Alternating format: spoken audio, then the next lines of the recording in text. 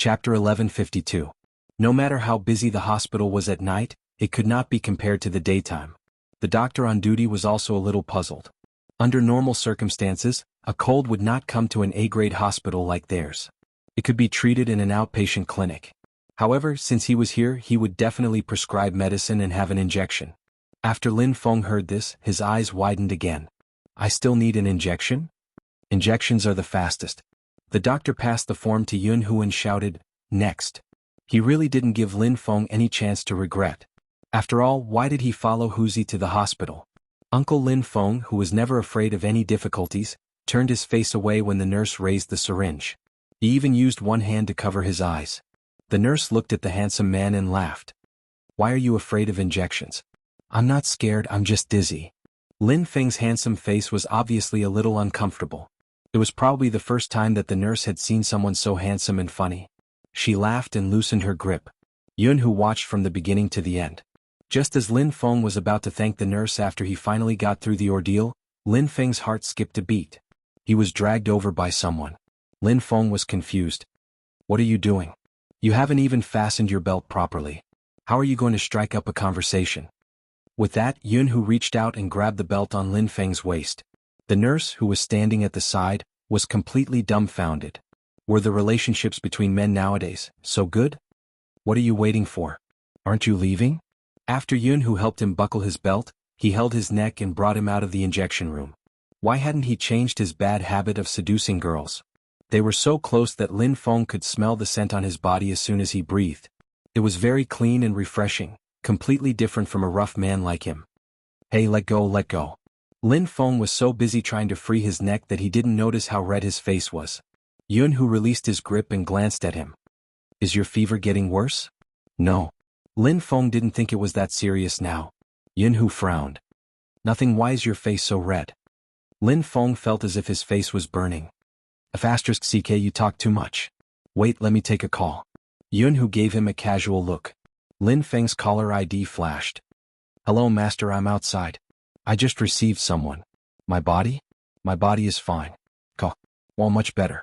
Go back and rest well. The deep voice was especially piercing to Xuanhu's ears. Are you done? Xuanhu raised his hand and circled him.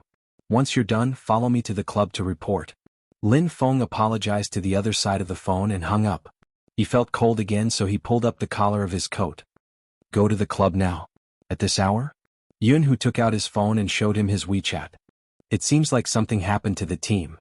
Upon hearing this, Lin Feng didn't say anything else and got into the car. Something had indeed happened to the team. Because of an interview from the international media.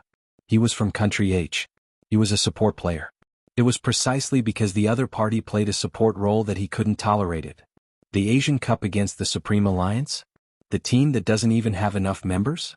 As a foreign team, I advise China to reconsider.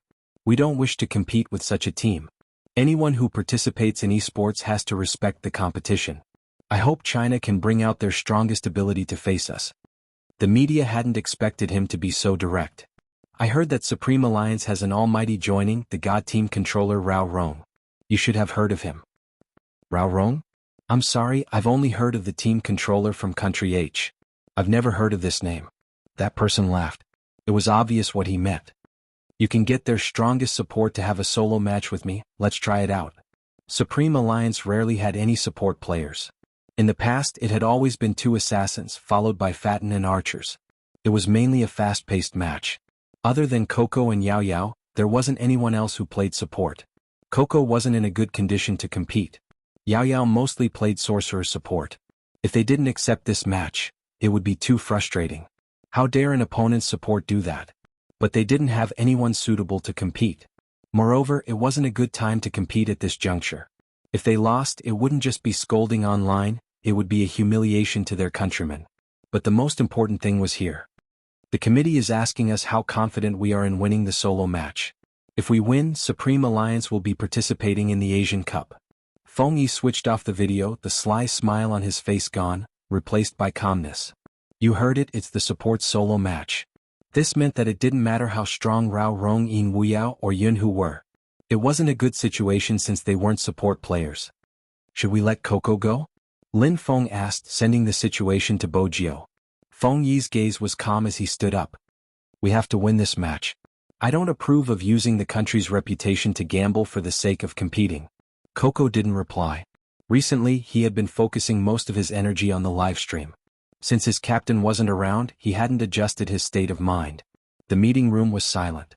Xuanhu had just returned and he was faced with such a situation. There should have been a welcome party or a reunion party. But peace never came.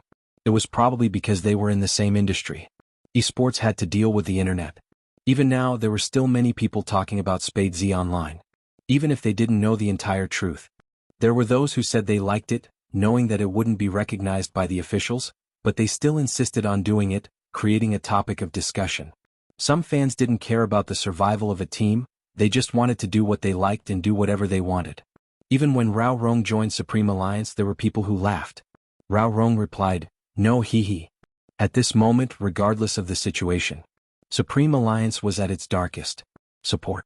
If Little Spade was around, they would have been able to win this match. But now, I'll compete. Suddenly Shui Yaoyao stood up, her gaze dark and her palms sweaty. I'm doing well with my support skills. Feng Yi glanced over, neither agreeing nor disagreeing. He's a world-class professional player, even though he's a newbie like you. Shui Yaoyao glanced down at the screen. When she glanced up again, her gaze was firm. I'm also a member of the Chinese national champions. Our Supreme Alliance isn't as weak as he thinks. Feng Yi noticed her gaze, glancing over. The moment the screen darkened, the word 9 was clearly reflected. Seems like Little Spade trusts you. Feng Yi chuckled. At this moment, Feng Shang opened his mouth, stuttering. I too trust Yaoyao. Feng Yi arched a brow, his gaze sweeping over the members, including the two new almighties. What do you think? Solo? One word. It wasn't just cool, it was also trust, the answer of the entire team. Yaoyao turned back, looking at her teammates, her heart tightening. You spent 10 hours a day practicing your support skills, studying so many videos and finding people to practice with. Yin Wuyao looked suave with a cigarette in his mouth. A record of over 1,000 matches and 80% win rate. Yaoyao, you can do it. Rao Rong chuckled, returning to his earliest gaming days. You're the only flower in the team, what else can you do other than support? Let's make use of this opportunity to practice with them. Did you forget that Spade Z is a girl too? Lin Chintao reminded. Rao Rong stilled, he had really forgotten. Lin Feng bolted upright. No, Bibi, to borrow Little Spade's words, beat them until they call you daddy. Sister Yao, we're all behind you, don't be careless, beat them until they cry. Can you not be so filthy in front of a girl? I'm impressed. What should I say? Make them cry? Shut up, didn't your PE teacher teach you Chinese? Shui Yaoyao watched the members of Supreme Alliance. They fought and kicked each other. Almighty Lin was still around, Almighty Yun was coming, and even Almighty Rao had joined them. She had never felt this way before. She didn't want to lose this match. It would be a lie to say that they could do it again. She wanted to do something for the team. She wanted that person to return to the esports arena one day. That FC king with top-notch maneuvers, elegant positioning and a barren land, he was born to be here. As long as Supreme Alliance qualified, more people would know why the youngster was participating in the competition. Fire? It had never been. But the blood that filled her chest, ready to boil at any moment, was witnessed by others. Every single time. When she won, she would turn her head and see this bunch of idiotic teammates. When you lose, there will always be someone who will take the blame before you do. Her head would be lowered, more upset than anyone else, but she didn't forget to tell her, it's okay, we still have a chance. This time, it was her turn to fight for this chance. Shui Yaoyao glanced down, swiping open her phone. There was only one sentence. Yaoyao, believe in yourself, you can do it. The sender didn't need to be stated. It was as though that person wasn't in the team anymore. She had been cursed into the dust. She had never forgotten that when the team needed her, she would appear once again even if she was far away. Shui Yaoyao smiled, tears in her eyes. She suddenly recalled what Almighty Rao had said when he came to report to Supreme Alliance. Why did I join? Simple, my dream teammate is here. Supreme Alliance. They couldn't just disappear like that. Chapter 1153. At that moment, in the hidden troops at the border, the hunter did not expect that he would be punished, but he would also be watched by the boss. Wasn't boss busy? Why did he have the time to watch him? Hunter's scalp turned numb. He wanted to gossip with his team but realized that they were all gloating over his misfortune. He was the only one who had to run over 10 laps with weights. He felt that boss's gaze on him was exceptionally cold today. Could it be that he had disturbed something just now? No, it couldn't be. It was as though Hunter had been enlightened. He looked at the man standing on the track as though he was looking at a ghost. The moment he looked over, he was frozen by his gaze. His neck shrunk back. Oh my God, Boss's aura was still so strong. Why would Boss like it when someone was pressuring him? But if it wasn't because he liked him, why would Boss torture him so cruelly? Out of energy? Chinamo looked at the person running, his voice calm. If you're out of energy, run 2 more laps. Yes, sir. Hunter was about to cry. His young master was such a devil. He shouldn't have entered at that moment. That group of treacherous villains would make him be the first to stand out. As Hunter ran, he glanced at the few people watching. Don't think that he wouldn't notice them just because they were in hiding. Chinamo swept the training ground another glance, reaching out to pull his jacket up before walking towards the west side. Hunter heaved a long sigh of relief. He's finally gone. The moment Chinamo left, the few people crowded over. Wolf was the first to speak. What did you see just now for Boss to treat you like that? He had been tricked again. Hunter wanted to stop. Magician reminded him. You still have 2 laps. Remember the last time someone stopped at 100 meters, how long did Boss let him run? Hunter gritted his teeth and continued running. Hey, don't just run, tell us. The few of them ran with him. Hunter didn't stop, scoffing. I'm not talking. Magician stated his conditions. 1 pair of xuanhuan.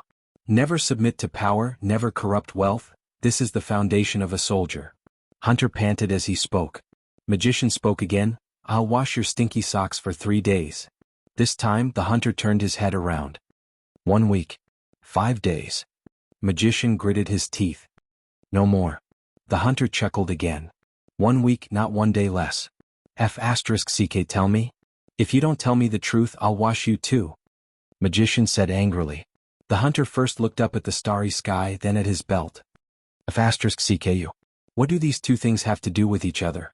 Magician wanted to beat someone up. The hunter was still running. I told you to read more books, but you didn't listen. You can't even understand such an obvious meaning. On a dark and windy night, the leather belt is in pairs. What does that mean? Sleep. What do you mean sleep? Speak clearly. Magician was a little confused. Wolf and the rest also felt that this hunter's language was too poor. The hunter was unafraid of death. Do you really want me to repeat what I saw? Nonsense. If not, who would want to wash your stinky socks? Hunter said, I'll say this first. After you hear this, don't spread it. If you do, Boss will definitely know that I said it and I'm dead. Alright, hurry up and say it. Gossip shouldn't be spread. He was too naive. Would it still be gossip if he didn't spread it? Hunter was finally done running. He cleared his throat and said, When I went in, I saw number 10, the new recruit, pressing down on the boss. He said to the boss, say, Aren't you a man? What exactly did he say? Hurry up. Hunter shut his eyes and said fiercely, He said, I'm thinking about how to sleep with you. Are you going to let me sleep with you? In an instant, the training ground was in complete silence. Even Wolf was stunned. Magician, who was usually expressive, thought he was hallucinating. He stuttered, Why you're saying that's what the recruit said to Boss? What else? Hunter's heart was filled with tears. Would Boss punish me like that? Magician trembled. He shook his head and muttered, Scary, it's too scary. Hunter panted. The scariest thing was that Boss didn't push him away or ask him to scram. He even said that he passed the housekeeping test. Is it possible that Boss treasures talents? That was the only possibility Magician could think of. Hunter glanced at him. Treasured to the point that he would sacrifice himself and sell his body? Boss, is he that kind of person?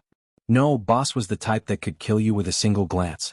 Moreover, if you wanted to sleep with him, he would kill you with a single shot. Magician had too many thoughts. The others around him were in deep thought.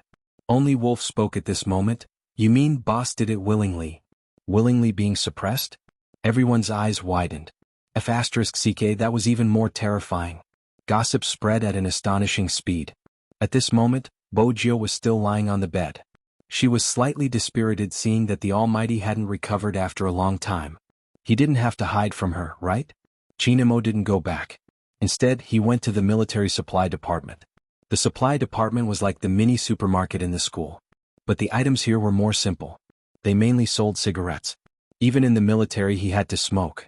The soldier was about to take out the soft xuanhuan. Chinamo said, No cigarettes this time. No cigarettes? The soldier was confused. What did the Major General want if he didn't want cigarettes? Only these? Qin Mo pointed to a row of items on the shelf. It was probably because there weren't many people using it and it wasn't eye-catching. Those were lollipops, the most ordinary kind. The recruits in the military would need to replenish their sugar intake at times. But that was also during high-intensity training. Sir, that's all. Qin Mo kept the lollipops and swiped his wallet. I'll take them all. How much? The Major General spent money to buy sweets? The soldier was shocked again. He opened his mouth and said, $1 for one. $6 for six.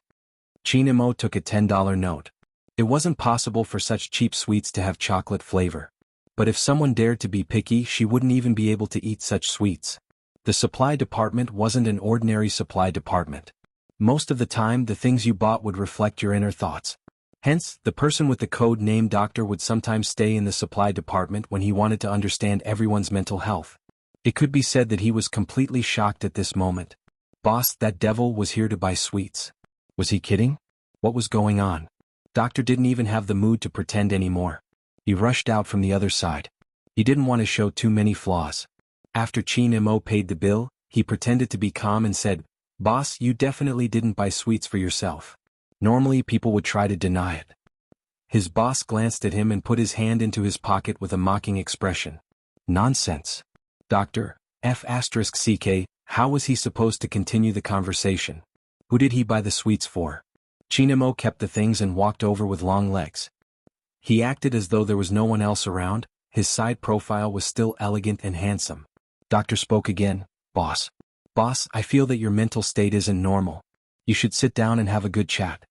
This wasn't normal. What exactly happened? Chat. Qin Mo arched a brow. His voice was clear and elegant. I don't have anything to chat with you. Eat more sweets when you're free. It'll cure your poisonous tongue. Doctor. Boss, you really didn't consider my feelings when I was being insulted by a devil who could pierce my heart with a single word. He was going crazy. Should he report such an abnormal situation to the general? But his young master seemed to be in a normal state of mind. He seemed to be sneering a little more than usual.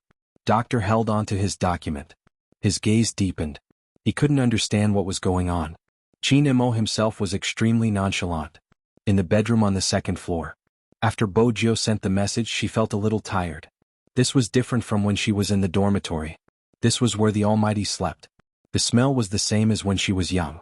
It was easy to calm her nerves. In a daze, she felt sleepy, but at the same time, nighttime was the best time. How could she spend it like this? Hence, she seemed to be asleep. She wasn't wearing her military cap. Her military jacket was placed on the chair at the side. Other than her face, everything else was pale.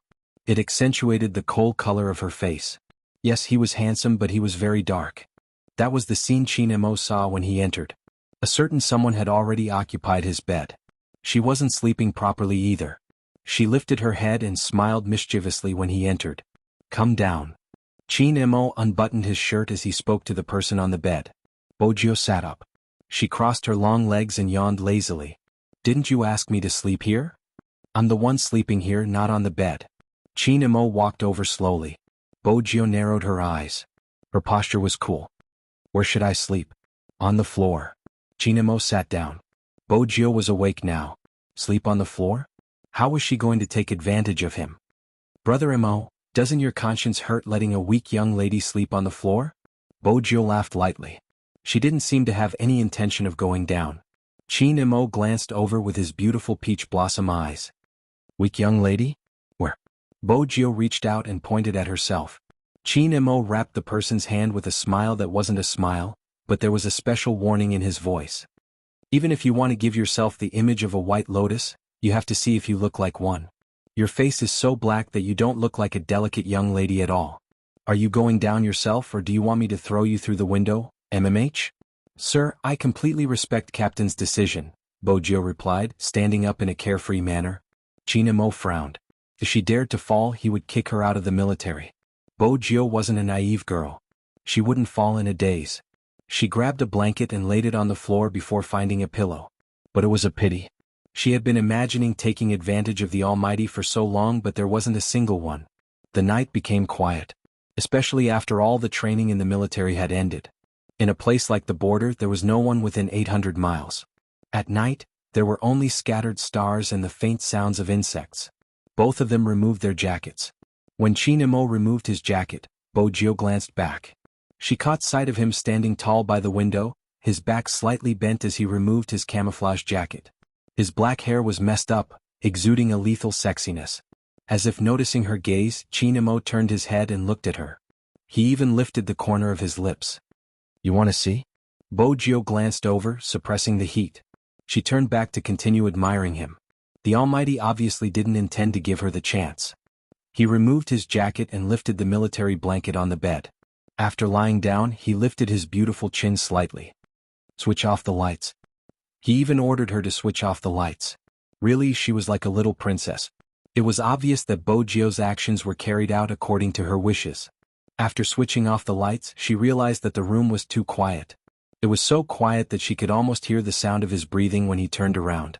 When Bojio laid on the floor, her thoughts were still pure. Later on, she probably wanted to take another look at him, so she tilted her head over. When the moonlight shone in, she could clearly see his figure. He was still sleeping in the same position, just like a royal from the 19th century. It reminded her of when the Almighty was young. He was also like this. She probably never understood why a child would be so particular about sleeping postures. Whenever she asked, he would reply, "Little Bojio, are you an idiot?" It had been a line that hadn't changed for so many years. Bojio tilted her head again. She felt a slight chill and wanted to pull the blanket up. She had thought it through after all. When it came to kissing, it was best if both parties were willing. She couldn't be too hooligan. Girls had to be reserved.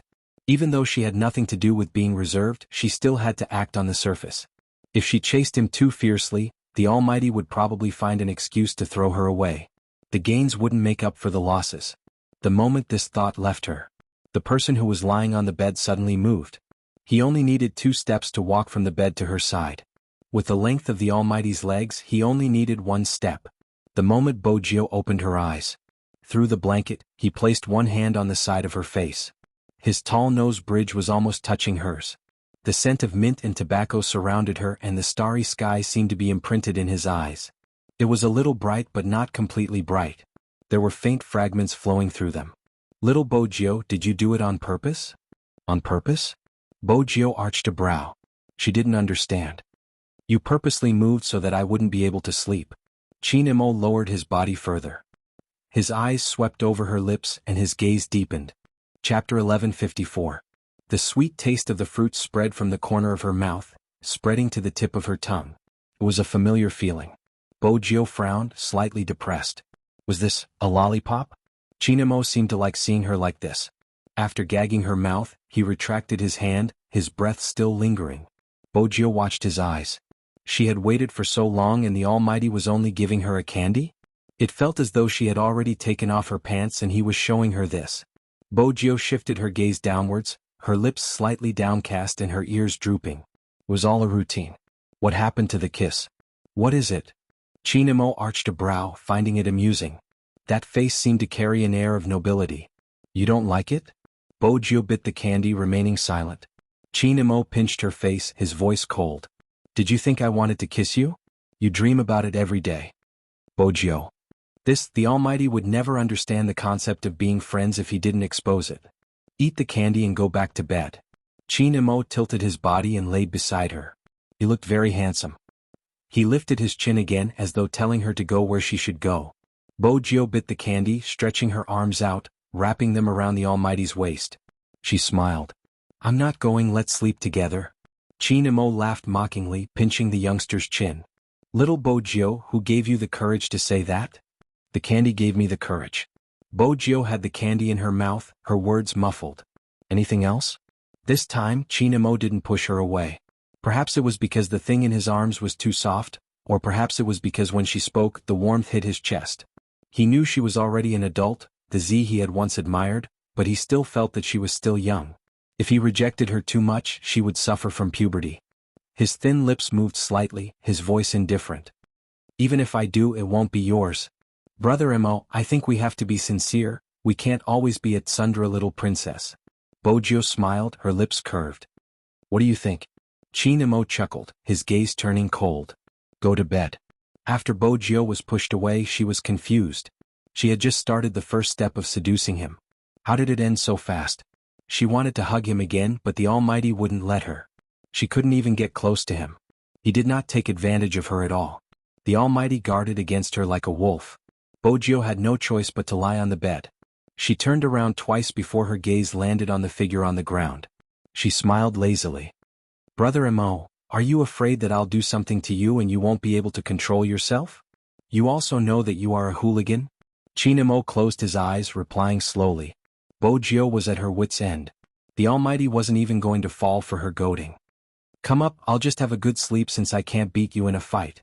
If you're really worried that I'll do something to you, you can just handcuff me, Bojiu replied in a gentlemanly manner. Mo opened his eyes, glancing towards her. Our arrogant little princess doesn't sleep with anyone, Bojiu. Fine, since he emphasized the words tsundra little princess, it was probably hopeless. She knew that the Almighty was a vengeful person, but she had underestimated the way he held a grudge. He would attack without leaving a trace. She licked the candy with the tip of her tongue. It was still sweet. Even her heart started to soften. Actually, she understood. It was rare for the military to have such things. She understood what it meant when he bought it for her. Ever since she was young, that person had always treated her like this. He disciplined and indulged her at the same time. But this time it was too hard to chase. Bojiu glanced over once more. Mo was riled up by her gaze. His peach blossom eyes deepened in the night, but his tone didn't change. There was a hint of hoarseness in his lazy voice. Are you thinking of not being able to get off the bed tomorrow? No, it's just a little cold. Bojiu wasn't lying. The military blanket was too thin. At the border, the temperature difference between day and night was huge. Moreover, this military unit was originally in an uninhabited area. After autumn, the nights were even colder. If it wasn't for the deal with Boss Tang, she would have come to the military camp. She probably wouldn't have been able to personally experience how that person had lived for many years. The favored son of the heavens, the grandson of the Qin family, had a different attitude after putting on the military uniform. There were too many people here who could live as they pleased like ordinary people. But they chose to stay stationed at the border where there weren't many resources. In order to protect that line, they could endure anything. Just for the people living behind them. When they woke up, they would see the hustle and bustle of life. In this world, there were many types of love. China's soldiers were mostly silent and hard, like the snow in the Kunlun Mountains never melting. They stared at this place as though saying, I hope you never see the smoke and flames of war in this lifetime. Perhaps the people here didn't even know. That person, he should be standing in the esports arena, shining brightly. That was what he loved the most. But, in order to better protect this land, he even threw away his favorite things. Bojiu looked at the cold and tall figure. Her chest seemed to be filled with something. No matter what she had experienced, no matter how many things had happened, she probably couldn't forget that even at such a time, that person would still take the time to buy candy for her. His thin lips curved into a smile. He felt that the tip of his tongue was exceptionally sweet. He pressed it against his canine teeth and lifted the military blanket a little. At the start, when he heard that she was cold, Mo didn't intend to care. The military was like this. If they couldn't adapt, they should have left long ago. But when he heard the rustling sound of the blanket being lifted for the third time, Mo got up from the ground. Mo got up from the ground, reaching out to hug the person on the bed through the military blanket. Bojiu was still lifting the blanket. When she glanced sideways, she saw that ridiculously handsome face. She wanted to hug him back. Mo looked at her and said slowly, There aren't any protective measures here. Are you going to wait until I can't take it anymore before you can settle down? That kind of voice sounded cold. But the meaning in her bones made Bojiu pause. She didn't move. After getting the effect he wanted, Mo wanted to close his eyes even though his entire body was burning. But he didn't expect it. The youngster lifted the blanket and covered him. Her good-looking face was still a little embarrassed. Her fingers were already pressing on his belt. When she looked up again, her exquisite and beautiful shoulder bones were exposed due to her movements. It was like a drug entangling her. Why do you have to endure? I can help you. Chapter 1155. The wind outside the window was strong. The lights outside were on and the shadows of the gangsters could be vaguely seen. There were only two people in the military uniform. Mo's gaze deepened. There was a pleasant smell on her lips. It was light with a hint of sweetness. It was like a lotus flower in a quiet valley. It slowly lingered from the tip of his nose to the side of his ears. Even when she was doing something, there was a smile on her lips. When she turned her body slightly, her face was beautiful but her aura was clear. Her shirt was pulled open a little. It was loose after all. Her fair collarbone could be seen clearly. What was worse was that she had already reached out her hand. As she moved, her collar drooped even more. He could vaguely see the small lace under the bandage. It was just for a moment. Qin Mo's gaze darkened completely. His Adam's apple moved and he held her wrist with extreme heat. He didn't push her away. Because he couldn't push her away anymore. The smell on her body was like incense lit in the night. It was light but alluring. In the darkness, the temperature kept rising. Bojio felt as though all the energy in her body had been sucked out. Because that face was too mesmerizing. And his deep and husky breathing beside her ear. It was so oppressive that it was magnetic. The breath beside her ear made her whole body go numb. Not to mention where his hand was placed. Brother Mo. She opened her mouth. He interrupted her. He looked into her dark eyes. The color was bottomless and a little hot. Didn't you say you would help me? Bojio could hear his heartbeat. It was heavy and loud. Even his breathing was different from usual. You can do whatever you want to me. His words seemed to be enticing her. But this kind of enticement was easy to get addicted. No one would have the chance to see Qin Mo like this. He pressed against her head. In order to get her, even his aura was chaotic and noble. It was the most bewitching. Especially when he looked at her like that. His black hair hung down. Even the corners of his eyes were filled with viciousness. When his fingers tightened, he looked like an extremely handsome devil. She couldn't resist at all. Her whole body would heat up even if it was just this appearance. Accompanied by his deep and heavy breathing, the sound of his heartbeat would be amplified. They were so close that she couldn't retreat even if she wanted to. He held her hand in his palm. The temperature of his fingertips was like ice, but it was also different. Because that handsome face, which had always been indifferent and noble, was now tainted with something else. Bojio felt an inexplicable dryness in her throat. She couldn't handle the Almighty at all. Hey Brother Mo, that's enough. Bojio's wrist started to ache as she spoke. Qin Mo arched a brow and glanced at her, his voice slow. Obviously not enough. Bojio lowered her voice. It's good for your health. It wasn't much at first. Qin Mo leaned closer to her ear. It was all because of a certain someone's promise to help me. Bojio tilted her head, her ears slightly red. Isn't 40 minutes enough? You should know this the best. At this point, Qin Mo laughed. In the night, his voice was very alluring. After all, you were once a beneficiary. Bojio didn't say anything. She had lost completely in this aspect and couldn't get back at him. Qin Mo's gaze dimmed for a moment before he suddenly pushed her away. Bojio sat up. Where are you going? Take a cold shower, idiot.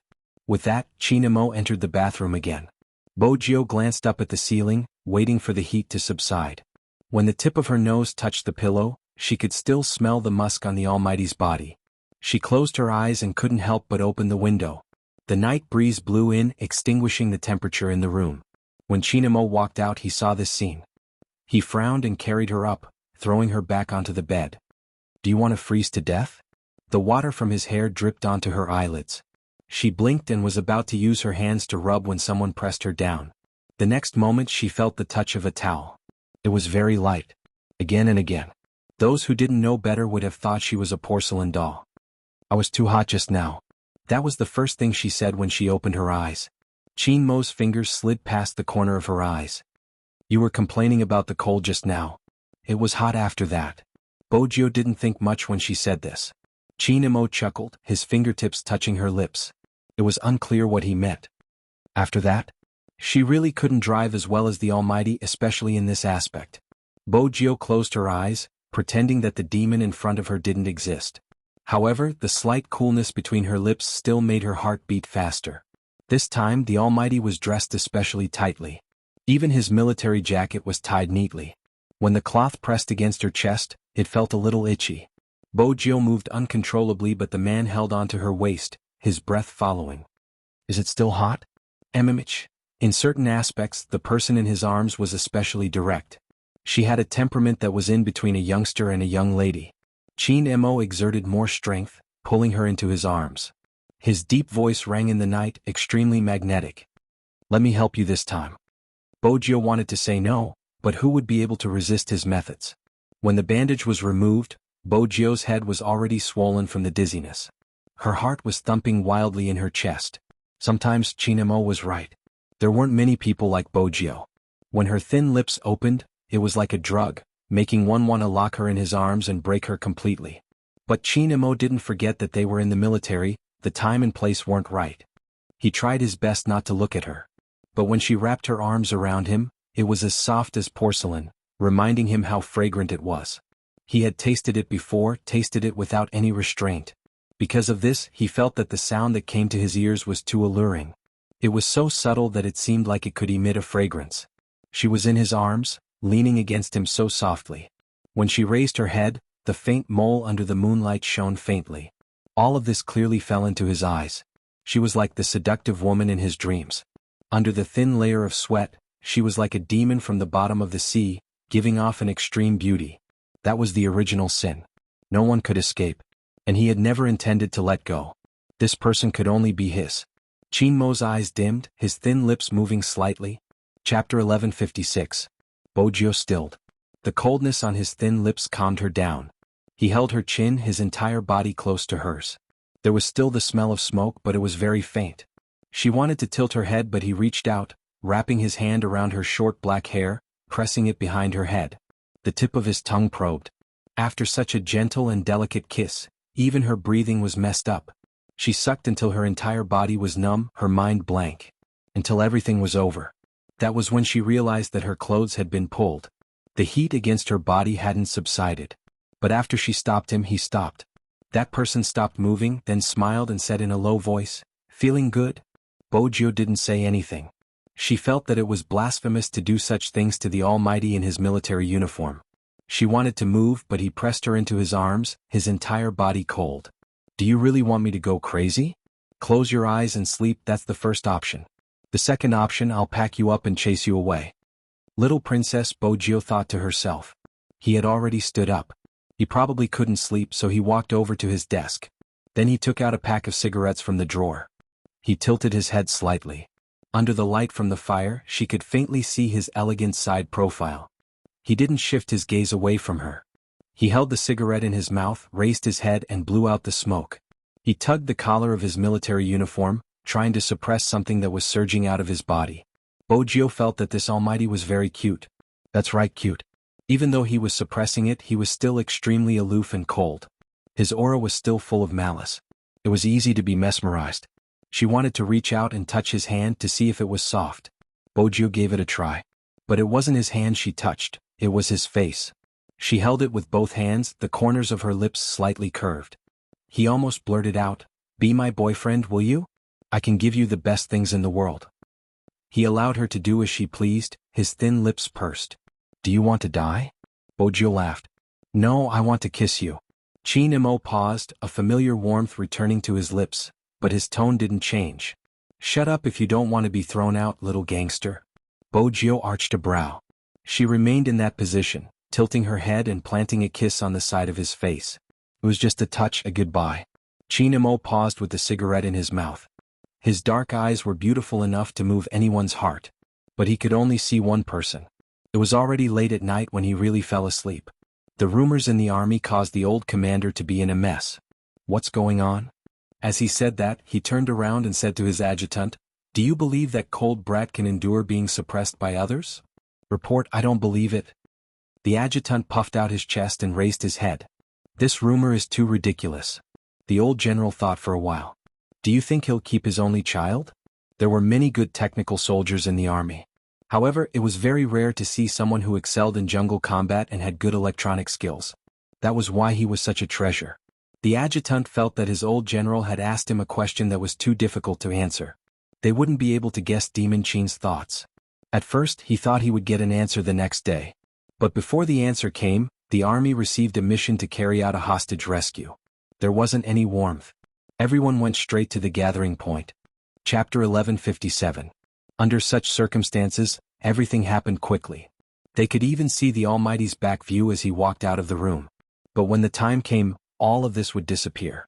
At this moment, Prince finally experienced the speed of this place. Everyone had to bring 3 items. A gun, a watch and a black mask. It was more impactful than in the movies. Because in the real world, every Special Forces soldier rarely showed their faces when they were on the move. When they came, they were like a pack of wolves, their gaze determined but silent. No matter how many questions Prince had, He wouldn't ask the youngster beside him at this moment. At this moment, everyone was focused on their mission. Both the new recruits and the members of the operation team were dressed the same. Her face was covered with a black mask and she held a rifle in one hand. She glanced sideways to adjust the shooting distance. It was as though she was born to be here. It was just that the army would never use the hostage rescue as a chance for anyone to practice. The operation team was at the front. Bojio and the others were at the back, hiding in a place they were supposed to hide. There weren't many hostages because of the narcotics operation. One of them was chased here and along the way he hijacked a school bus. In such a place even the school bus was donated. The road wasn't easy. The driver's leg was injured and they were in the middle of negotiating. They had used all the necessary methods. The three of them were experienced. They didn't agree to the hostage exchange. They only wanted unopened bottles of water. They even rejected food because they thought there would be drugs inside. It had been 6 hours since the incident had happened. They didn't accept the food provided here and only ate the small biscuits in the students' backpacks. The students would definitely be hungry. But as compared to hunger, fear was more unbearable. All of them shrunk into their seats, not daring to move after their food was snatched. They looked at the muzzle of the gun, trembling so much that their lips turned white. They were all children. With the long-range gun, every movement in the bus could be seen clearly through the window. There were only 3 of them. It was extremely difficult to deal with them in an instant and not give them a chance to harm others. The 3 of them weren't stupid. Each of them had a child in their hands and tried their best to avoid moving around the window. What was good for the operation was that one of them was seriously injured and needed medicine and medical attention. That man seemed to be their little boss. Bojio shifted the muzzle. When she glanced over, she saw a familiar face. She had seen that face in the video before. He had no specific nationality and was active in the Golden Triangle all year round.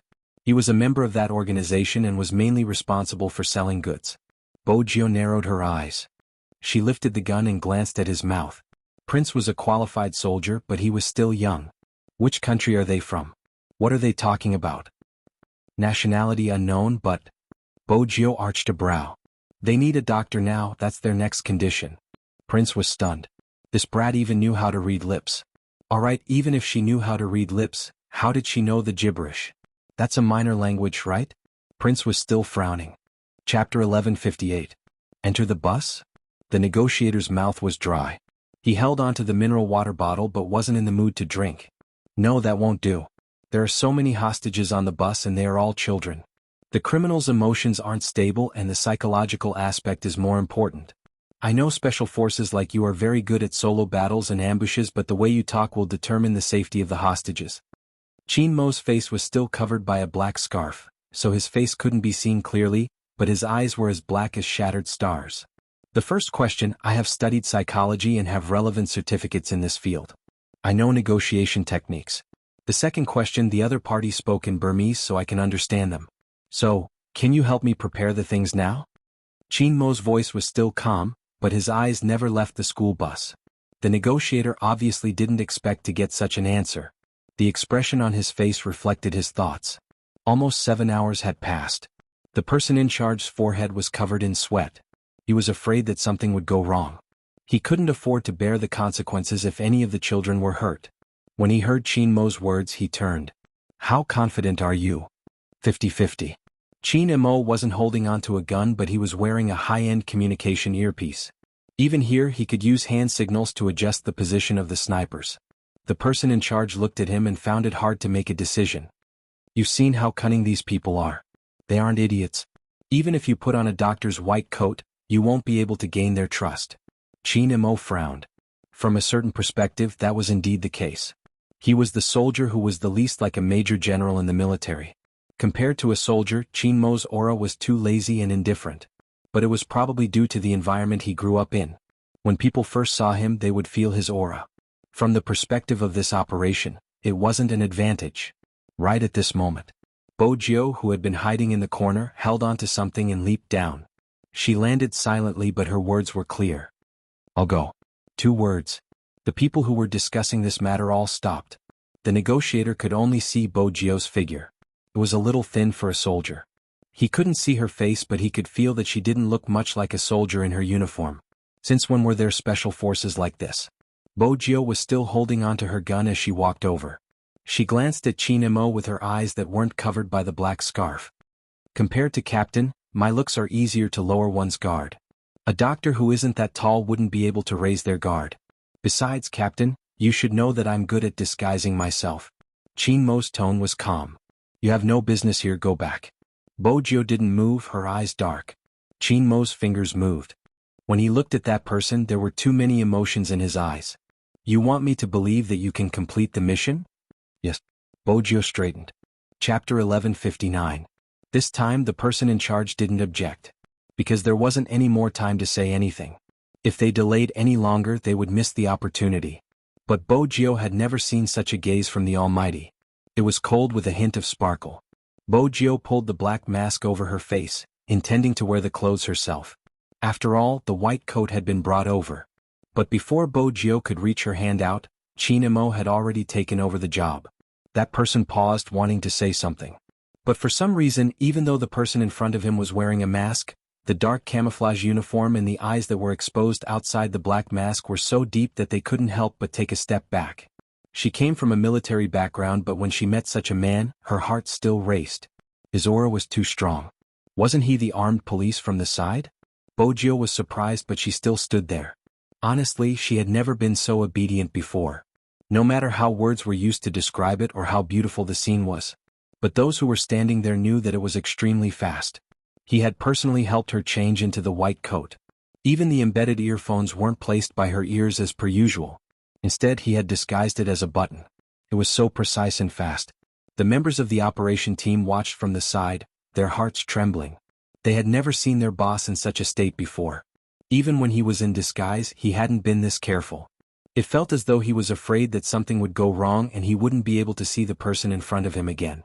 Actually, every time they went out on a mission, boss would make sure everything was in place. But this was the first time he had done it personally. And there was an indescribable feeling. In such a tense situation, no one would think about it. Even if they took a glance, they wouldn't place their attention on it. Once a disguise was involved, the safety factor for such a mission wasn't high. Moreover, the person in the car had a gun. But everyone knew that recruit number 10 was right. He was the most suitable person to wear the white coat because he didn't look like a soldier at all. In addition, the large frame glasses perched on the bridge of his nose had no distinguishing features at all. It completely covered the sharpness of this person.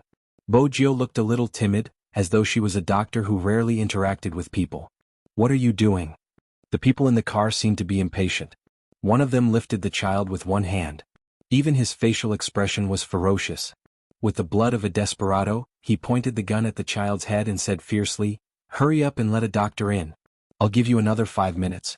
After 5 minutes, if I don't see the person I'm supposed to see, I'll kill one person every minute." The child had already begun to cry. His voice was extremely loud, and he was so scared that his entire body was trembling. "Shut up." The man was annoyed by the crying and he was stuck like this. From a certain point of view, he knew very well that it would be very difficult to escape, but sometimes dragging it out for too long might not be good for them. There was another person lying in the car with one hand pressed against his chest. Because of his injuries, his lips were pale. It was obvious that his injuries were serious. There was a tattoo on his face and his expression was dark. "Don't argue with the children. They're crying. Just knock them out. Are their parents here yet?" Hearing this, the man hurried over. "Yes, boss, can we really get out?" He was still afraid. Even if he was a desperado, he didn't want to die. The injured man's breathing was slightly weak. "You don't believe in Kawang's method? As long as we follow his instructions, when has it ever failed? Pull the children towards the car window and knock them out. Let the parents watch." Okay. The man did as he said.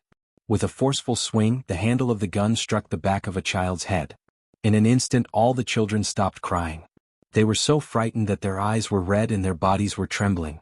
Prince, who was holding a sniper rifle, and everyone else who was carrying out this mission gritted their teeth. They had the urge to press the button and shoot the scum's head. But all of them knew that they couldn't fight. If they were to unleash their anger, what would happen to the children in the car? Wolf was the best sniper in the entire team, other than Chinemo. No one could understand his emotions. He could have killed the child with a single shot from the previous position. But he couldn't fight. Perhaps those who didn't understand soldiers wouldn't know. On the surface they looked strong and taciturn. But on the inside they were a soft and adorable mess. Usually they were like ordinary people who liked to play around. When they saw someone who made a mistake, they would laugh at the side. When they saw the children, they would intentionally suppress their murderous aura. They didn't want to be so serious because they were worried that they would scare the children. Hence, when they saw this scene, their breathing was heavier than usual. Even their breathing was heavier than usual. It was really unbearable. The ones who couldn't control the most were the parents who had arrived at the scene. When the child's mother saw this scene, she fainted immediately. The others were so anxious that they couldn't wait to charge through the defense line. One of them grabbed the person who stopped them, a pleading expression on his face. Ask them what they want. Money? We can give it to them. Give me my child. The news had already spread. No matter how they tried to control it, it would be on the internet. It wasn't because they didn't defend well, it was because of the people in the car. It was to exert pressure, to make them fulfill all their conditions and even to the extent of leaving the country. Everyone was paying attention to this matter. This was also the reason why the person in charge was sweating profusely. Even if there was chaos, it would still be in China. Allowing them to act so recklessly, even if the matter was resolved, they would still be held accountable. But now he wasn't afraid of being held accountable. He was thinking about how to ensure that all of the children returned safely. Even though there were people crying behind him or perhaps in disbelief. In reality, he wasn't confident. He could only place all his hopes on the special armed police sent by the military. Yes, it said special armed police, but it didn't mention the military unit number. I'm done. When Bo Jio glanced up at the person in charge, there was a coldness that was like the clear waters of the snowy mountains. The person in charge held her hand. Please, you must succeed, the children are more important. There was another layer of meaning to this sentence. This was what all soldiers knew. It meant that if they were discovered, they had to sacrifice themselves to protect the children. Chapter 1160. The rest of them started to prepare. They hid somewhere or found the best vantage point so that they could have a clearer view of the situation in the school bus. That way they would be able to react appropriately in the most urgent situation. However, the entire operation team did not expect that the person who moved the fastest was actually the boss. He held his rifle with one hand, looking like a leopard in the forest as he leaped into the hidden area by the side of the road. Wolf was still hiding, unable to shift his gaze.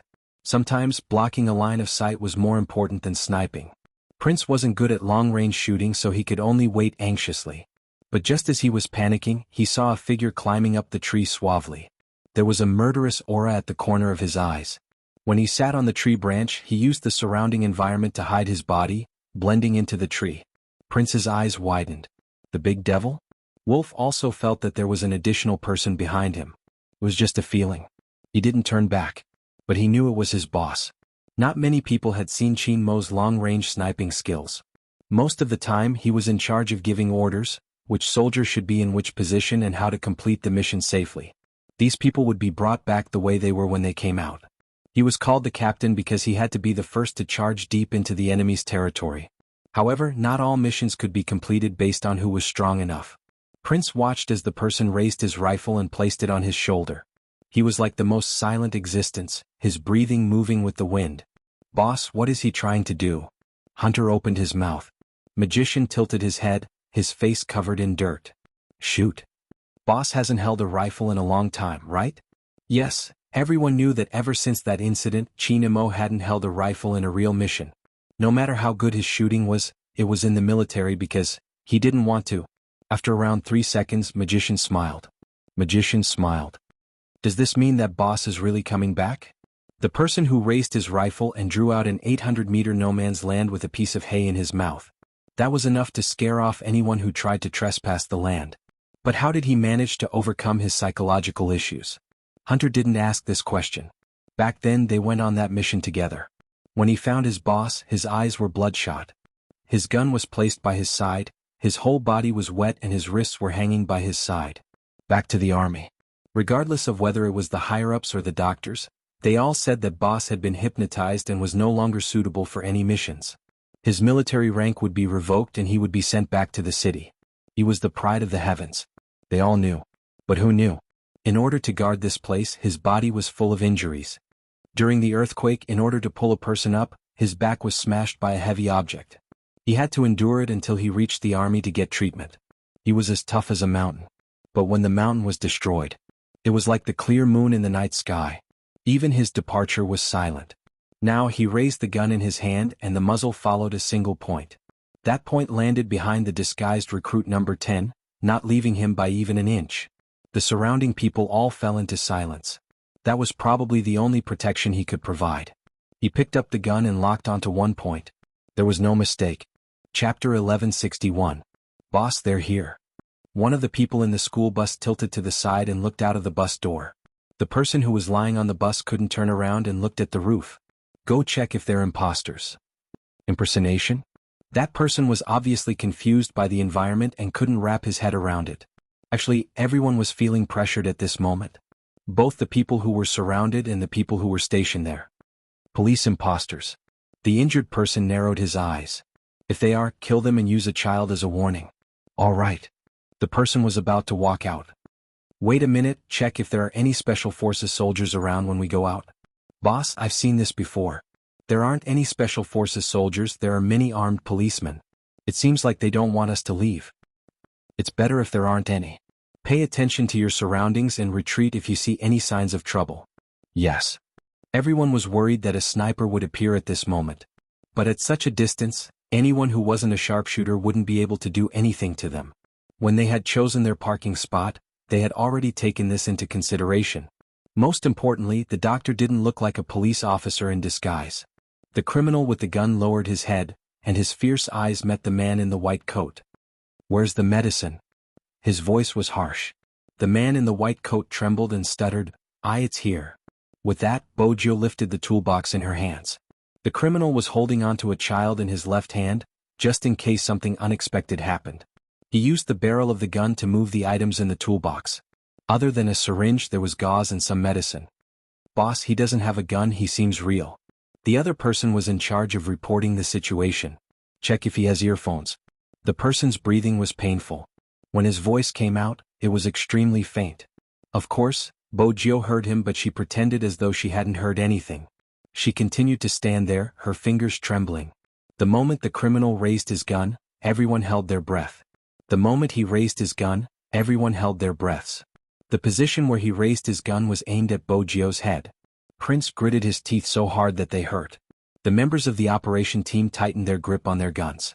Many of them assumed that their boss wouldn't be able to control himself and shoot since no one knew what the criminal was up to. But at this moment, the young man in the white coat took a heavy step back. Then, as if he was scared silly, he squatted on the ground and hugged his head with both hands. Wait. Number 10's hand signal. Others might not be able to see it, but the snipers could see it. Although he was holding his head, it was indeed a gesture. But why couldn't they understand the gesture? Was this a military gesture? What was the meaning of this? His index finger bent forward a little? Anyone who does missions knows that when you're on a mission, you don't do anything meaningless. Therefore, the young man's actions were definitely meaningful, but they really couldn't understand what it was. A unique hand signal from the army? He couldn't tell how many missions Magician and Hunter had completed. But there was one person who knew. Unknowingly, this was Prince's thought as he stood under the tree. He had a feeling that the devil hiding on the tree branch would know what that gesture meant. He didn't know why, but he just had this feeling. In fact, Chinemo did know. Chapter 1162. Which meant, she had asked him not to shoot first. Chinemo knew everything, but he didn't loosen his grip. Even through the sniper rifle, his eyes were as deep as the galaxy in the night sky. The criminal was relieved. The more afraid the doctor was, the lower the possibility of it being fake. Moreover, the person had knelt down just now. It was obvious that he was scared silly. Get up. The criminal reached out and pulled Bojio into the school bus. It was the most dangerous place in the bus. This meant that there would be 3 guns pointed at Bojio's head. That's right, 3 guns. But the moment she entered, Bojio understood who was the most difficult person to deal with in the bus. Even though he was injured, he still had a gun in his hand. Even at this moment, he was still sizing her up with the tattooed man. In the video, he was the one who had shot the tourist. Bojio lowered her lids. She suppressed all her emotions but didn't stop trembling. The tattooed man tilted his head. Yes, the doctor is here. It isn't fake. I will continue watching. I know I won't be captured alive. For such overseas criminals, being captured alive was the most dangerous thing. Being captured alive meant that they would be able to obtain information. Bojio stood there motionlessly. Her black-rimmed glasses made her look extremely weak. The criminal behind her pushed her forward forcefully. Quick. I'll give you 5 minutes. If you can't treat our boss, I'll shoot you. I need a medical kit. Bojo glanced to the left when she said this. This scene made him look like he was scared to death. But in reality she was looking at her surroundings. She was looking at every location and the criminal's position as well as their overall abilities. 1v3. One of them was lying on the ground but he needed the most attention. Bojo retracted her gaze. She knelt down with trembling hands and took something out of the medical kit. There was a gun pointed at her head. It was obvious that the criminal had relaxed a lot by now, but he was still very nervous. It was fine as long as he was nervous. Humans would always have flaws when they were nervous. Bojo lowered her lids. She took out the hemostatic forceps. Her lips were hidden in a place that others couldn't see. I've lost a lot of blood. This was nonsense. Which injured person did not lose a lot of blood? Everything was for the sake of a better disguise, so even the words he said were in line with his identity. The tattooed man moved and gave a look to the other side, indicating for the other side to prepare more things. The criminals also received the signal, but they didn't leave. The three of them were watching the doctor. They couldn't allow anything to go wrong. If Bojo did anything that didn't match her status, she would be shot in the head. At this time all the children were really scared silly. Looking at this scene, their little hands grabbed the safety belts, for fear that there would be another scene of a gunshot. Bojo wore medical gloves and took out the last tool from the medical box, an injection needle. The tattooed man frowned. Check. Yes. Both of them were drug dealers. The criminal took the injection needle and didn't find any problems. More importantly, Bojo stuttered, This medicine has stabilizing properties. When treating serious injuries, there would always be anesthetics and stabilizers. This sentence caused the tattooed man's eyes to flicker. Chapter 1163. It was at that moment. Prince, who was standing under the tree, suddenly realized that there was a completely different aura coming from the tree. Like a ferocious tiger coming out of its cage, the man suddenly adjusted the muzzle of his gun, turning it 45 degrees. He was quick and ruthless. Just when Prince didn't know what was going on, a voice rang out. The person in the school bus suddenly raised the syringe in his hand. Just as everyone was looking at the young man with worry in their hearts, his movements were so fast that it was almost a blur to the eyes. The tattooed man who was lying on the ground was shocked. He didn't even have time to move. The hand that was holding the gun had its tendons severed. Everything happened too quickly. It was so fast that the two men next to him had just raised their guns. A loud bang was heard. No one knew where the gunshot had come from. But that was the sound. It was the thug who had pointed the gun at Bojo's head. The blood was like a blood mist spreading in the air. The tattooed man screamed out loud. Another gangster standing next to him had already reached out to grab a child. Sniping, no angle. But at this moment, the young man moved his long legs and using the momentum, he leaped forward and kicked the criminal's wrist. Then, the force from the rotation of her body turned the young man's white coat into a weapon in her hand. There was a swishing sound. The white coat fell and covered the criminal's head. The moment he felt the pain and darkness, a second gunshot rang out, breaking through the car window. First, the glass shattered, followed by a headshot. Who was it? Who was that sniper? The same question appeared in everyone's mind. The tattooed man looked at the doctor, who had stopped. He was in so much pain that he broke out in a cold sweat, but his eyes narrowed a little fiercely. Who are you? This was not a doctor at all. He actually didn't see it. Large beads of sweat rolled down his forehead. The tattooed man's heart sank as he looked at the harmless-looking youth.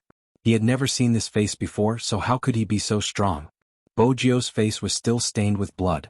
Because she had been too fast, she had cut her fingers. However, none of this could affect her temperament. It was a kind of evil that lived in the darkness all year round. After she squatted down, she looked at the tattooed man and smiled. You're asking me who I am? I'm your old enemy. You can call me Daddy. The tattooed man had no way to describe his feelings at this moment. Daddy? He wanted to hit someone, but he could only curl up in pain. Outside the car came the sound of people passing by. She reached out and hugged him, patting his back. She really didn't know how to comfort a child, so she used the same method the Almighty had used to comfort her when she was young. Don't be afraid, big sister will buy you some sweets later, everything is fine now. Your mother is outside, I'll open the car door now. You guys can alight one by one, don't squeeze, you will hurt yourselves.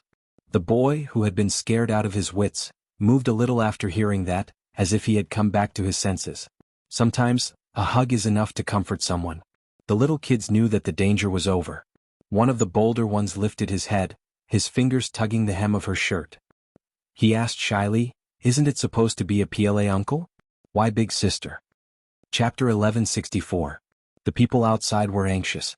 The tattooed man lying in the car could no longer move. The parents were the first to break through the defense line. Some of them even pushed the guards who were originally standing at the side.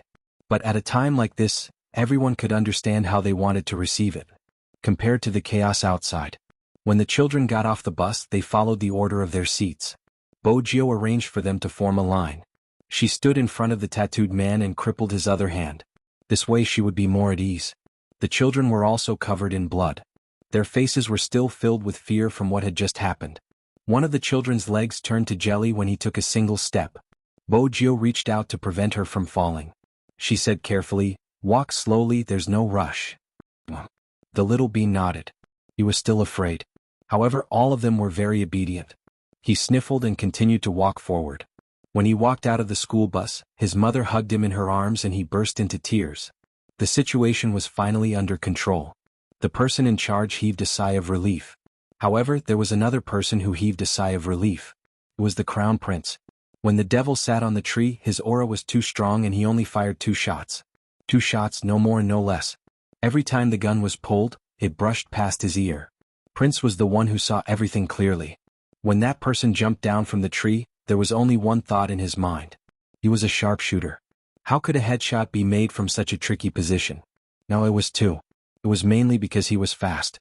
Not only was he fast, but it seemed like he had already analyzed the opponent's movements when he raised his gun. His mentality, speed, and combat experience were all factors.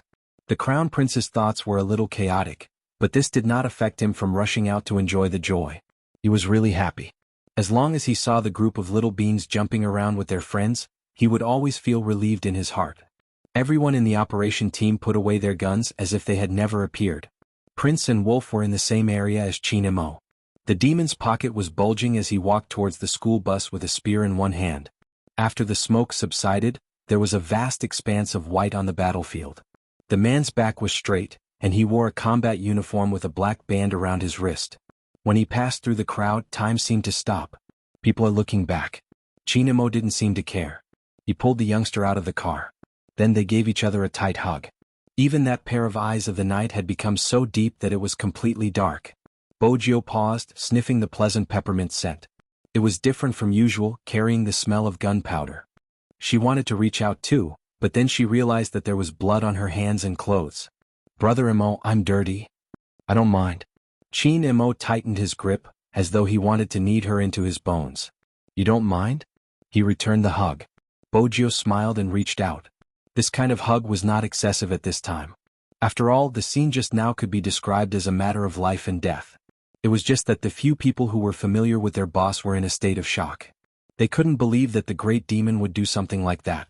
Previously, when they were carrying out missions, the boss would also revive them when they survived a disaster. But hugs. Chapter 1165.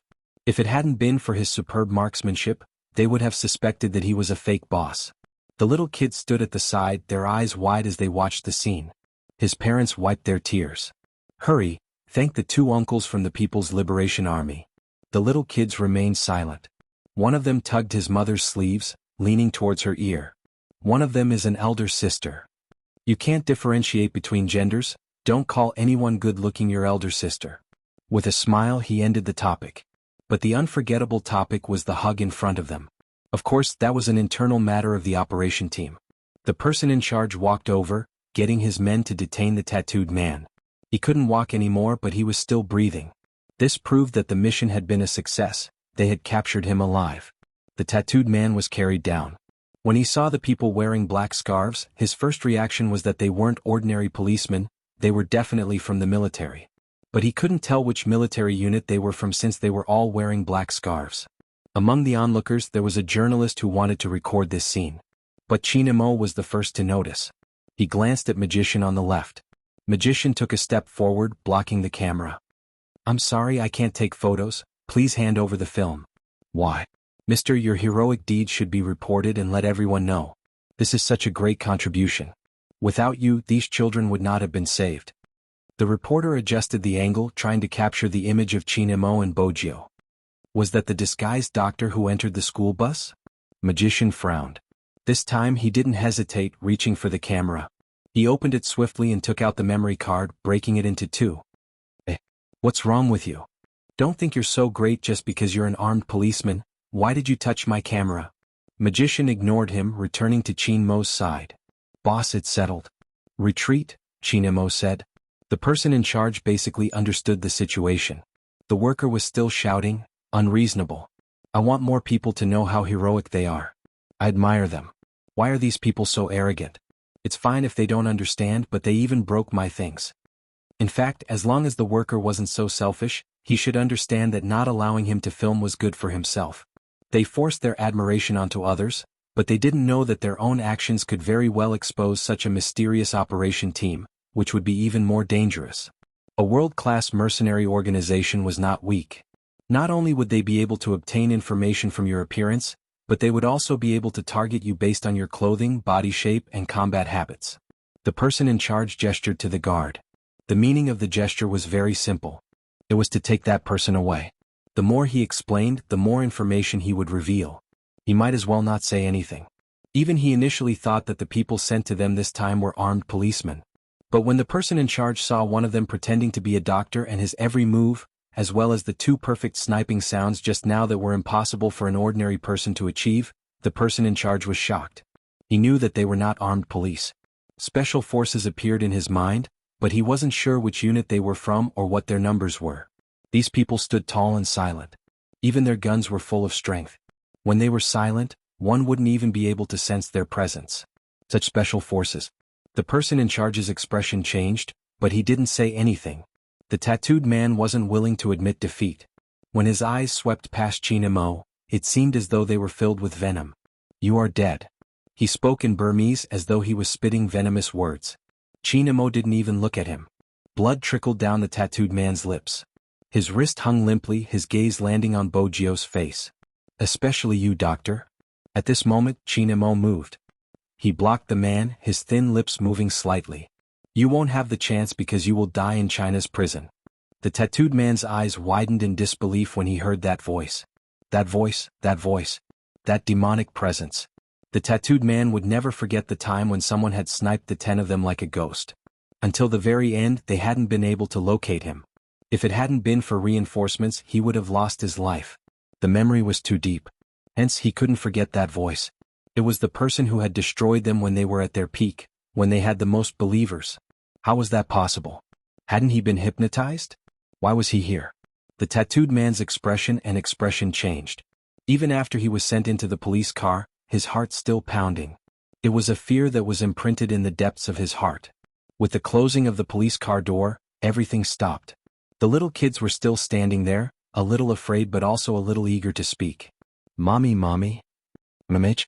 The older brother is holding on to the older sister as though she's a little kid. Those are the two older brothers, don't mistake them for someone else. But indeed they seem to be holding on to a little kid. Perhaps it was because one of them was too tall and had a black mask over his face. The other was handsome but young. Bojio glanced down at her hand, the wound that the Almighty had treated. Even though the wound wasn't important to her, the Almighty held onto her wrist. But with the Almighty holding her wrist, she could always feel the warmth under the thin skin. It felt like jade. It was obvious that he had other matters to attend to. It wasn't appropriate for him to hold on to her like that. Hence, the people beside their boss watched as he took something out from his pocket and placed it in the youngster's hand. Come over after you're done eating. Bojio glanced down at the thing in her palm, her lips lifting into a smile. Magician, who was closest to them, had been walking normally when he bumped into a tree. Hunter had fared better, at least he hadn't knocked into the tree. But when they saw the scene, their reactions were the same. It was a little surreal. Prince opened his mouth, wanting to say something. However, when he met the devil's gaze, he quickly looked up at the sky and whistled, acting as though he hadn't seen anything. His heart was filled with gossip. F***ck, what exactly was going on? Wolf remained silent. Silent? But the little kids weren't silent. They turned and asked, Mommy, did you bring sweets? You're still thinking about sweets at a time like this? The mother glanced at her son's blood-stained arm, hugging him. The little kid pouted. That big brother brought sweets for little brother. I saw it, it's orange-flavored. It's good to have a big brother. Mommy, can you and Daddy give me another big brother? Bring me sweets when he grows up. Hearing that, the mother was stunned. She looked behind her and saw the young man who had been pretending to be a doctor. He had a lollipop in his mouth and one hand was in his pocket. His expression was a little lazy, and the hem of his shirt was being pulled by another child. Big sister, I know mommy said your little brother. Didn't you say you were going to give me sweets? Come with me. The youngster raised a finger, shaking it. I can't give you this. Why? The little kid was starting to get agitated. The youngster wasn't moved.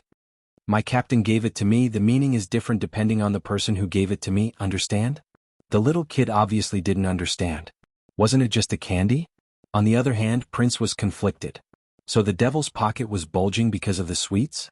The devil, sweets, who would link these two things together?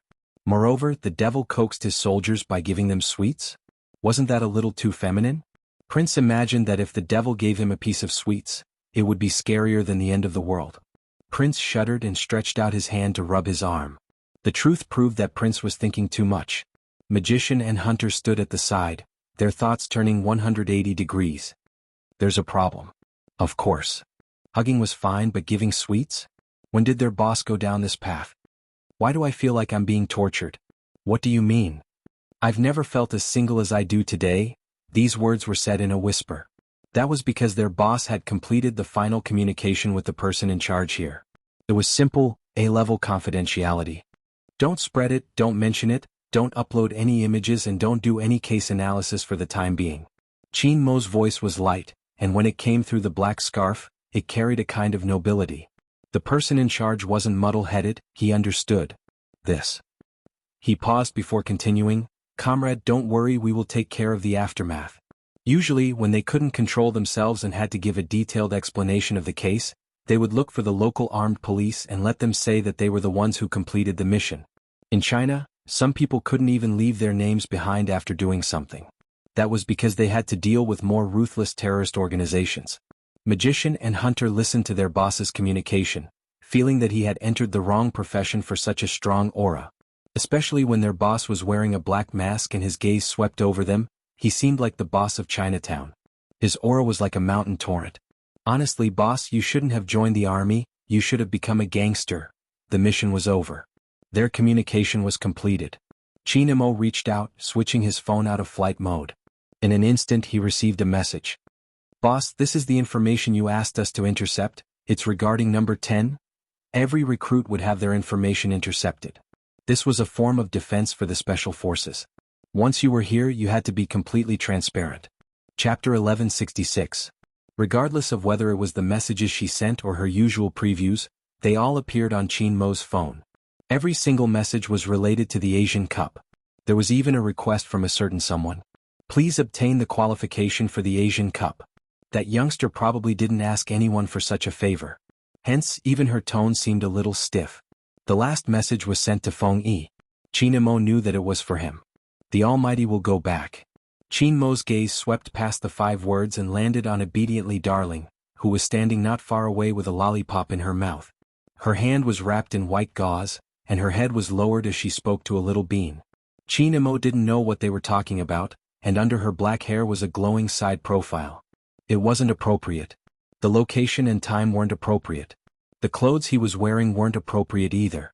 Qin Mo tightened his grip as though he was suppressing something. Then he walked over. Bojo seemed to have sensed his approach, glancing up. The little bean wanted to say, Big brother, your little brother is so petty. Unexpectedly, he was the one to take the initiative. Captain, this little bean wants to snatch my lollipop. Little bean. Little brother isn't just petty, he's also shameless. Didn't he say he would give in to the little kid? Fortunately, someone was teaching him a lesson. The little bean glanced at the tall big brother. He reached over and grabbed the back of his collar as though he was a sack. His voice was calm. Let's go. He had to go home and teach the little brother a lesson. Whenever he was disobedient, his father would often do the same. But the little brother wasn't bad. He was just a little shameless, but he had saved them just now. Mommy, will that big brother bully the little brother? Magician and hunter were walking at the back. They could vaguely hear the child's voice in the air. They thought to themselves, Kid, don't you know our boss is different from normal people? How could he be lecturing you? He's more like spoiling you. If he really wanted to teach him a lesson, he would only ask one question. Do you think you are suitable to be a foreign special forces soldier? If you think you are, come and fight with me. Just this question alone made many recruits retreat in the face of difficulties. But now it was different. Indeed, it was different. Even though Qin Mo had a sense of propriety and restraint, he couldn't resist the strong gossiping heart of the operation team. Huntsman, it's number 10. You're the one who picked him up. Don't you have any information on him? Magician tried to find out more. The hunter was furious. If there was, why couldn't I find out about it? Strange, who is it? Magician turned his head and looked at the back view of the person in the white coat. He thought about what this recruit had been doing all this while and suddenly froze. F***ck, it can't be, it's that guy? Hunter frowned. Who is it? In Jianghu City, when we went to look for Boss, he recognized a younger brother. Magician felt it was hard to explain. The hunter was shocked. Younger brother? Boss? He didn't seem like the kind of person who would recognize a younger brother. Because of that person, we suspected that Boss was gay. Magician tilted his head. Now, it seems like he really is gay. Why didn't I think of it just now? The last time we were on a mission, this person pretended to be a member of the film crew and walked right in front of me. I didn't even notice anything strange about him. In the end, Boss caught him. Hunter couldn't hear the rest of the conversation. All his thoughts were occupied by one word. Chapter 1167. Magician didn't deny it. Instead, he asked, "Can you explain why our boss gave her candy just now?" He really couldn't explain it. The recruits didn't know and thought that the devil would occasionally be as gentle as a gentle breeze. But they knew that he wouldn't be like that to others. Hunter took a step forward. Magician asked, "What's wrong?" "I suffered a huge blow, I need a break. This is too much of a shock, I wasn't prepared at all." Hunter felt like he was done for. Honestly, the fact that their captain liked the blue child was ridiculous. Magician patted his shoulder. "I can understand your feelings, we felt the same way back then. So, that fellow chased after the troops." Hunter's imagination wasn't bad. Magician glanced up. "You were a witness yesterday." He had witnessed his boss being pressed down. His boss was pressed down. The more Hunter thought about it, the more his world seemed to be collapsing. At this moment, a group of people had reached an uninhabited area. They split up from the rest and headed to the place where the military aircraft could land. Qin Mo glanced over, catching sight of the youngster with a lollipop in her mouth. Her face was black and stained with blood. "Little Bojio. MMH?" Bojio was surprised that the Almighty would call her name in such a situation. Qin Mo asked leisurely, "Are you done with the candy?" "MMH, there's only a stick left." She sucked on it. But even she hadn't expected the Almighty to ask, "Do you want a kiss?" Bojio's collar was still being tugged at. She felt the Almighty's hand lift the white coat up, and her eyes met the handsome face that was very close to her. The black mask had long been pulled up to his chin, and the dark color made his face look flawless and noble. A few strands of his black hair fell down, blocking his beautiful eyes and brows. Half of his body seemed to be wrapped around her, blocking not only the wind in the forest but also the hunter's line of sight. The sudden intimacy. As his thin lips landed, the scent of tobacco lingered around her. Bojio felt her breath being sucked away. Her heart seemed to be scratched by a furry claw, a layer of sweetness gushing out. It was a light kiss, like a candy hidden in the Almighty's pocket. Both of their lips had the taste of oranges. Traces of numbness came from between their lips and slid over their skin. For a moment, the only thing left in her nose was the unique taste of a man. It was the smell of gunpowder with a hint of mint and tobacco, making it hard for her to let go. Magician and Hunter, who were standing not far away from them, froze. "Boss, are you bullying us because we haven't been in a relationship before? Is that why you're acting so nonchalant? Even if you pull up your clothes like that, we still know how to kiss, okay?" Could it be? Magician and Hunter looked at each other. Based on their understanding of their boss, this meant that he didn't care whether they knew or not. On the other side, Bojio's breathing was erratic. The corners of her mouth curled up faintly. Her head was still half covered by the white coat, and her little face was flushed. Unfortunately, the color of her face could not be seen at all. Chapter 1168. There was a hint of a smile in the Almighty's voice when he said that. It was a classic honey trap. Bojio couldn't guard against it and didn't want to either. Hence, she stood there and allowed the Almighty to wipe his face. As for the destructive gazes from the side, Bojio wasn't bothered. Anyway, it was a good chance for others to know that the Almighty was hers. When Hunter and Magician returned to the military unit, they felt as though they were floating. In the past, they had been gossiping about their relationship as a joke. Now that they were in a relationship, how could they gossip? It was against the rules in the military unit. Boss, why exactly did he do that? Not to mention the ambiguous kiss just now, The candy incident had spread throughout the entire army in less than a morning. Everyone was trying to guess their relationship, and naturally the old general heard about it. What did you say? That youngster gave candy? Was he lying to me? Or was he joking? The old general took a sip of tea. The adjutant stepped forward. Reporting, it's completely true, sir. The old general wanted to say something else. The person in question was already standing at the door. He was dressed in his military uniform, standing against the light. His aura made the adjutant, who had been in this position for many years, feel a little fearful. No, he couldn't be fearful. After all, he was still his junior. The old general's reaction would be swift. His gossipy face had turned into a bright smile, like a wise man with many layers of knowledge. You're here? The mission was a success. Xianxia walked in and gave a standard salute, his tone lazy. I'm sure you've heard. The old general took a sip of tea. Heard? What did you hear? It has nothing to do with me. Xianxia didn't beat around the bush, going straight to the point. The old general pretended to be confused, turning towards his adjutant. This youngster is speaking in riddles again. What does he want? Reporting, I'm not sure. The adjutant was an honest man, his face turning red the moment he lied. Since the chief is so concerned about recruit number 10, you should be aware of his recent movements. For example, the rumors about him suppressing me should have reached you a long time ago. Adjutant Lee is a messenger, so it's not hard for him to find out such information. Since the chief insists that he hasn't heard of it as the person involved, I can explain it to him. I have a special relationship with recruit number 10, so it's not suitable for us to go on a mission together. She won't be part of the operation team for this overseas mission. Xianxia nodded. The old general's expression turned serious for the first time. He reached out and pinched his glabella. Xianxia, you aren't an emotional person. Xianxia's expression turned serious. Xianxia, you aren't an emotional person. When someone points a gun at her head, I can't stay calm. If I don't stay calm, I won't be able to complete the mission. The old general looked at him and said, but today you did very well. It's different outside the country. Even at this moment, Xianxia's thoughts were clear. We won't have any reinforcements there, we won't be able to disguise ourselves, and we won't even have a path of retreat. The old general had his own insistence. Number 10 is a rare technical soldier. I admit it. When Xianxia said these 3 words, he could even imagine a certain someone sitting in front of the computer, her fingers flying across the keyboard. Even the coldness in his eyes melted. He smiled faintly. There aren't many people who are better than him in terms of network technology. The adjutant standing at the side. What's with the feeling of being sold? But. With that, Xianxia paused and glanced at the old general, his tone calm. If it was your daughter, would you let her go to the battlefield? The old general had a daughter, and he had wanted her to get to know this cold boy. He was a soldier, and indeed he had never thought of letting his daughter go to the front line. What kind of place was that? It was a place where people could eat people. Xianxia smiled, and there was an indescribable emotion in his words. You wouldn't. The old general choked, and for a moment he couldn't say a word. In the end he said weakly, Cold boy, you are being unreasonable. That isn't your daughter. That isn't my daughter. Xianxia stood up, stuffing one hand into his pocket.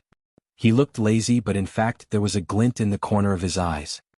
He spoke in a casual tone, but the words that came out of his mouth shocked the other 2. That's my life. Just 5 short words. The old general couldn't say another word. Xianxia stood with his back to the light, and his voice came again. For the mission the day after tomorrow, think of a way to make her stay. This kind of conversation would not be heard by a 4th person other than the 3 of them. After Xianxia left, the air in the room seemed to have quietened down. After an unknown period of time, the sound of the clock shaking could be heard. The old general knocked on the stainless steel in his hand. Was that fellow asking me for a favor? I think so. Even though it was unbelievable, the adjutant was still suppressed by the words, that is my life, until now. Who could ask the devil to ask someone for a favor? It was hard to imagine that such words would come out of the devil's mouth. However, it was precisely because of this. He and the old general would understand the significance of number 10 to him. Send the name list. The old general put down his cup, his gaze a little heavy. The day after tomorrow seemed to have been decided. Even he was just cooperating with the work on this mission. No one could predict how dangerous it would be. Most of the people who came had a rough idea. The stricter the selection, the more unpredictable it was. In fact, after today's incident, there were already 2 people with psychological problems. They were indeed the best of the best in the military, and they were also very brave. However, the quality of their sleep would directly reflect the situation. The doctor had already marked a cross on the psychological aspect.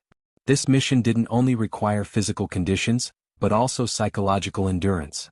After all, the other party had a psychological hypnotist. That would be the real nightmare. The military didn't slack off in their training. Even if they completed a rescue mission, they still had to do what they had to do. The further they went, the more intense the selection became. Basically, everyone was covered in mud. Perhaps it was because of the rumors or the exhaustion from the training, but one of the new recruits suddenly stood up during the break. He looked towards Bojio. "Do you dare to compete?" During the mission, the new recruit was at the periphery and wasn't sure what was going on. Chapter 1169. Bojio wiped the sweat off her chin when she was called. She glanced up, her gaze deep. Prince was in the same dormitory as Bojio and they were in the same team. Moreover, they had been together for such a long time. He knew Bojio's performance better than anyone else. Now, someone said that she had relied on her connections to get her position. That was so frustrating. Prince wanted to stand up for her. After all, he came from the military and had a fiery temper. He hadn't expected someone to interrupt him. "What do you want to compete in?" It was Bojio. She stood up with one hand stuffed into her pocket and the other hand behind her back, wiping the last drop of sweat off her chin. Her tone was calm. No one in the military would be too harsh. Someone had suggested this challenge because he was responsible for the mission. He knew how hard it was to become a technical soldier, but he had to be someone worthy of their protection. "You pick." That was the recruit's reply. Bojio glanced up. "I'm fine with anything." "Then let's not compete in a single match. After today's training, we'll meet in the jungle. According to the international jungle rules, regardless of the method, the one who explodes first wins." It was rare for a recruit to have such a challenge. That recruit also knew that according to the previous rumors, it was their technical soldiers who had destroyed the opposing team. But the others didn't know that there was a sniper among them. If there hadn't been an outstanding sniper, number 10 wouldn't have been able to infiltrate the enemy camp. They were the last to be sacrificed. From the start to the end, they hadn't seen number 10. The reason why they chose the jungle challenge was to tell the recruit that if the technical soldier was too weak during an overseas mission, he would be a burden to the entire operation team. Bojio understood what he meant. She drank a mouthful of water and replied, "Okay." Prince opened his mouth. He wanted to tell Bojio that this was the recruit with the highest qualities in Team 2. His sniping and concealment skills were top-notch. She should consider before agreeing. But on second thought, if he was in her shoes, he would have accepted the challenge too. "But, brother, tell me the truth. What exactly is your relationship with the devil? Was it really as the rumors said?" The military didn't allow such special feelings. Two men. Even if they weren't in the military, it wasn't possible. If this was true, even the great devil would have to be demoted in rank. Even though she hadn't been in the military, she knew the logic behind it. She smiled. "What do you think our relationship is?" This question made Prince choke. What should he say? **CK. Just as Prince's face turned green, Bojio opened her mouth again, her tone leisurely. Family members?" Prince's eyes widened. What do you mean?" Holy **T. He was even stuttering. It was mainly because this word was too misleading. Bojio arched a brow and pointed at herself. "I'm handsome, right? Captain is handsome too. It's easy to tell." "Prince, are you praising yourself or answering my question? Don't tell me you're brothers." Prince chuckled. Bojio turned nonchalant. "Congratulations, you got it right. But we aren't blood-related, we're cousins." "Cousins?" Prince felt that something was amiss. "Then why did you suppress the devil that day?" Bojio arched a brow. "I just wanted to ask my brother to not tell anyone about our relationship so that the people here wouldn't have any ill feelings towards me. We are all new soldiers and I don't know how to fold my blanket. It's embarrassing. Don't you want people to know that your uncle is our old general?" Bojio raised her eyebrows. Prince found the first half reasonable, but when he heard the last sentence, his expression darkened. He pointed at Bojio. You. **CK. How did she know? That didn't make sense." Bojio took another sip of water, a devilish smile on her face. "So, you believe me now? Tell me how you know my identity first." Prince thought to himself. Wasn't his disguise good enough? He hadn't even interacted with his uncle before. Bojio replied slowly, "I'll find out if I want to. Youngster, you're still too naive. It's something that can be settled with a computer, how can it be so troublesome?" Prince was stunned. He held onto Lin Fan's hand. Brother, please don't tell anyone about this. I really want to join the army. Sure. Bojo placed the water down. Tell me your conditions. Prince glared. Another F*king condition? Why did he join the military instead of being a robber? Tell me, what are your conditions? Prince was behaving like a little wife. Bojo pointed at her phone. I was warned by my captain that if I use my phone again, he'll kick me out of the military. Think of a way to get me a phone. We can't contact anyone in the military. Prince had his principles. Oh, Bojo replied. Then I'll go talk to my roommates about your family background. *ck. Prince reached out and pulled her back. Promise me that you won't include any pictures in your messages and the topic can't be related to the military. Also, you can't describe the situation here. Bojo looked at him. Do you think I'm committing treason? Of course I wouldn't do such a thing. I'm just sending a message to my teammates. Teammates? Prince was dumbfounded. Do you miss your army unit? Bojo glanced up at the sky. She felt that she had to hide her identity since there was a video online of her admitting to being a girl.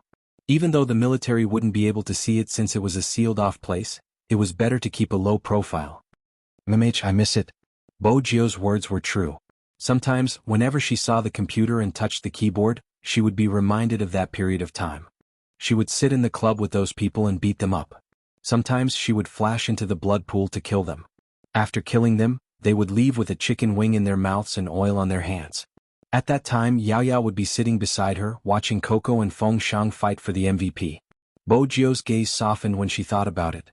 Those eyes used to be dark and cold, but now they seemed to be reflecting something in them. Prince looked at the youngster and was reminded of his time in the military. At that time, he had been a cold and aloof military prince who was invincible in close combat. Why did he seem to have changed after coming to this military unit? This military unit was poisonous. Alright, I'll get one. Don't tell anyone about this. Prince left with his conditions. He was still thinking about how formidable his cousin was. The devil was already inhuman and now there was another cunning one. He wouldn't be afraid of any tricks when he carried out missions in the future. In terms of tricks, they weren't weak either. After Prince got his phone, they found a place that wouldn't be easily discovered. It was a strange place. In the forest near the training ground. Hurry up. That was Prince's original words. Bojo glanced at him. Don't use such misleading words. If someone passes by, they might think that I did something to you. Prince moved 3 meters away from the youngster. How could he forget about her reputation? Indeed, he had to maintain a distance. It wouldn't be good if others thought that he was gay. His uncle would definitely break his legs. Bojo tried to switch on the phone. It wasn't her own phone and she wasn't used to it. But it was still possible to investigate something or make a phone call to someone. *ck, why did you download Lil P's livestream? What exactly are you doing? Bojo avoided his hand. Why are you so nervous? I'm just entertaining myself. Hurry up and take a walk. After the call, I still have to fight in the forest. I have to stand at a place where I can hear you. Prince was adamant about this. He wouldn't allow anything to go wrong with the phone he brought over. Bojo opened the live stream and entered a room. There were already many people inside. Fortunately, it hadn't started yet, which meant that she was on time. She wanted a phone because Yao Yao's competition was today, a solo live stream. That's right, a solo live stream. A solo match that would determine whether Supreme Alliance could qualify for the Asian Cup. Before this, Shui Yao Yao didn't even think that she would be in a competition like this. Shui Yao Yao was a newbie. Her opponent was 1-2. Even though they had the same starting point, their platform was different. YS was a famous team in Asia. Even their newbie was the center of attention. The number of fans on their official Weibo had already exceeded 6 digits. In comparison, the number of viewers on Shui Yao Yao's side was almost negligible. Such a solo match wouldn't go unnoticed. China and Country H each sent a commentator to explain the match online. But even so, all the procedures followed the international rules. This meant that it wasn't an ordinary solo match. Even though they were separated by the internet, they could still feel the tension in the room. Nervous? The netizen laughed. RCK was still live streaming yesterday. He didn't seem nervous at all. The opponent should be nervous, haha. I heard it's a girl. A girl's ability is limited when it comes to gaming.